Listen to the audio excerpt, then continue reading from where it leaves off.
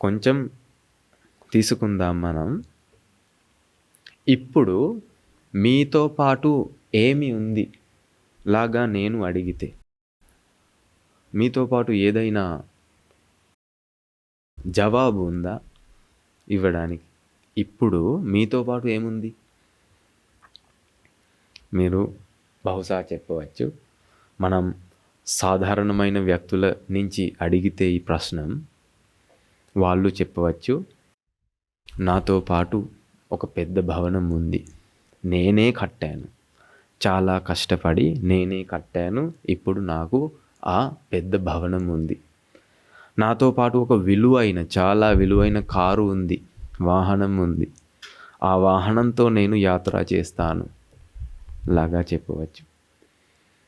లేకపోతే నాతో పాటు ఎంతో డబ్బులు ఉంది, నేను చాలా కాల క్రితం నుంచి డబ్బులు సంపాదిస్తూ ఉన్నారు, నాతో పాటు పెద్ద పెద్ద వ్యాపారాలు కూడా ఉన్నాయి లాగా చెప్పవచ్చు కదా.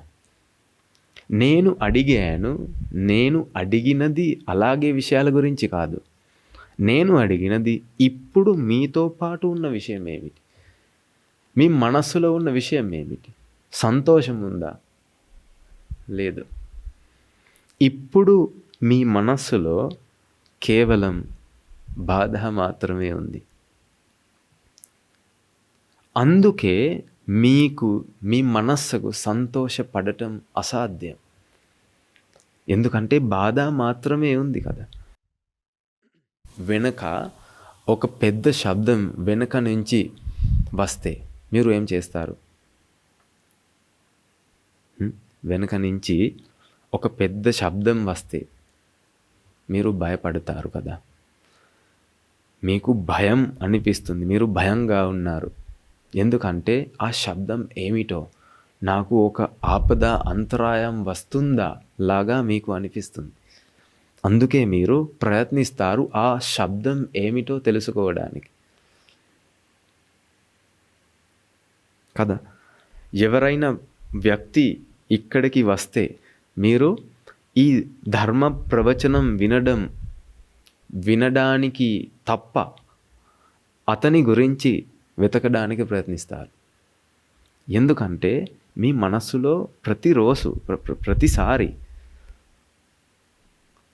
జరిగే సంఘటనల గురించి మనసులో వెతకడం జరుగుతుంది.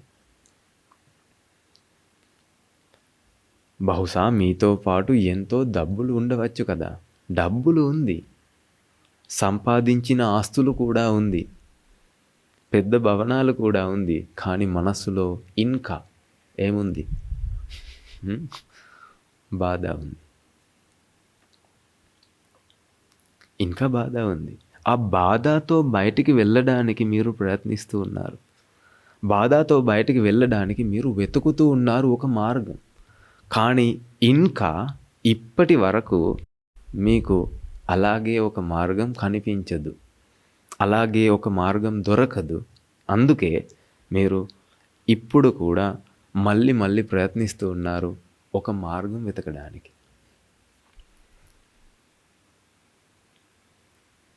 కొంచెం ఆలోచించండి. పొద్దున్నే మీరందరూ పళ్ళు తోముకుంటారు కదా. పొద్దున్నే పళ్ళు తోముకున్నప్పుడు మీకు ఏం కావాలి? టూత్పేస్ట్ కావాలి. కొంచెం తీసుకుందాం. ఒకరోజు మీరు బాత్రూమ్కి వెళ్ళినప్పుడు అయిపోయిన ఒక టూత్పేస్ట్ ఉంది, దానిలో కొంచెం మాత్రమే లేదు, టూత్పేస్ట్ అయిపోయింది. కానీ మీరు ఏం చేయడానికి ప్రయత్నిస్తారు? దానిలో చిన్న ప్రమాణం మాత్రమే ఉంటే నేను అది సద్వినియోగం చేయాలిలాగా మీరు మళ్ళీ ప్రెస్ చేసి కొంచెం బయటికి తీసుకురావడానికి ప్రయత్నిస్తారు కదా. ఎందుకు? మీకు అనిపిస్తుంది ఈ ప్రతి విషయాలు చాలా విలువైనది. అందుకే ఆ విలువైన విషయాలను సద్వినియోగం చేయాలి, దుర్వినియోగం కాదు, సద్వినియోగం చేయాలి. అంతకు ఉపయోగించాలి లాగా మనకు అనిపిస్తుంది. అందుకే మనం అలాగే చేస్తాము కదా. ఈ భవనం చూసినప్పుడు మనకు అనిపిస్తుంది ఈ భవనం చాలా విలువైనది. అందుకే ఈ భవనం సద్వినియోగం చేయాలి. ఈ మైక్, మీ బట్టలు అలాగే వగైరా వగైరా ఉన్న అన్ని విషయాలు సద్వినియోగం చేయాలి లాగా మనకు అనిపిస్తుంది. కానీ కొంచెం ఆలోచించండి, మీతో పాటు ఉన్న అత్యంత విలువైన విషయాలు ఏమిటి? ప్రపంచంలో ఉన్న ప్రతి విషయం సద్వినియోగం చేయాలనే మీరు ప్రయత్నిస్తారు. కానీ కొంచెం ఆలోచించండి, మీతో పాటు ఉన్న అత్యంత విలువైన విషయాలు ఏమిటి? మీ శరీరం మరియు మీ మనస్సు కదా. మీ శరీరం మరియు మీ మనస్సు అవే మీ అత్యంత విలువైన విషయాలు మీ దగ్గర ఉన్నాయి. రెండు కలిసి తీసుకుంటే మీ జీవితం, మీ శరీరం మరియు మీ మనస్సు, మీ జీవితం. మీ జీవితాన్ని సద్వినియోగం చేస్తున్నారా మీరు? కొంచెం ఆలోచించండి.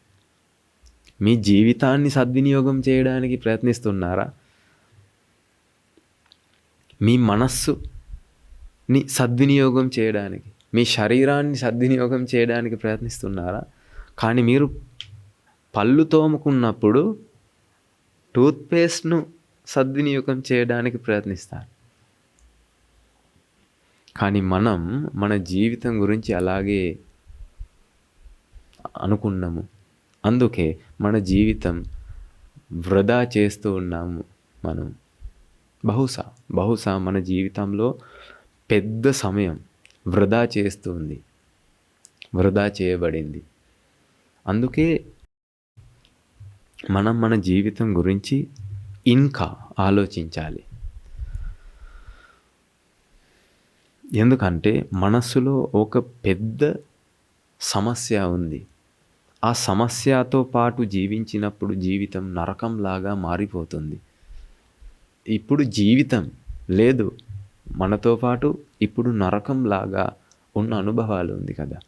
మనము ఈ ప్రపంచం అనుభవిస్తాము నరకంలో ఉండటం లాగా అనిపిస్తుంది.